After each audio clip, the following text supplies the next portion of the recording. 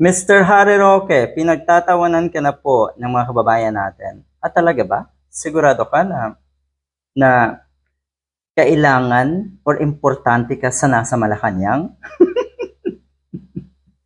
Dead man na nga ang Malacanang sa iyo at siguradong may gumagawa na lang ang mga otoridad para ikaw ay mahuli at maaresto. Pero yung sinasabi mo na hindi mo mapapatawad ang administrasyon ni Marcos Jr., at bakit? Gaano ka kaimportante sa administrasyong ito?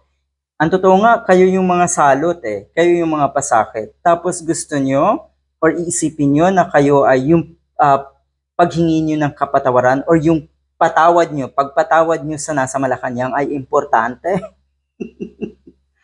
Nababaliw ka na ba, Mr. Harry Roque? Ayan ngayon yung bulalas na itong isang ito eh. Naku, hindi niya mapatawad dahil sa ginawa niya daw or ginawa daw ng administrasyon ni Marcos Jr. sa kanyang pamilya. Nalayo sa pamilya, mahirap ang kanyang buhay. Buti naman inamin mo na naghihirap, lumiliit ang mundo mo at lahat ng yan ay deserve mo dahil dapat mong pagbayaran. Kagagawan mo lahat yan, ibig kong sabihin. Ibinunyag na itong si Harry Roque na kung ay hindi nga niya mapapatawad ang administrasyon ni Marcos Jr.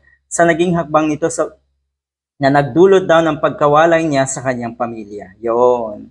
Yun talaga ay masaklap. Kahit sino, basta ikaw ay mawalay sa pamilya mo, abay, walang kasing sakit yan.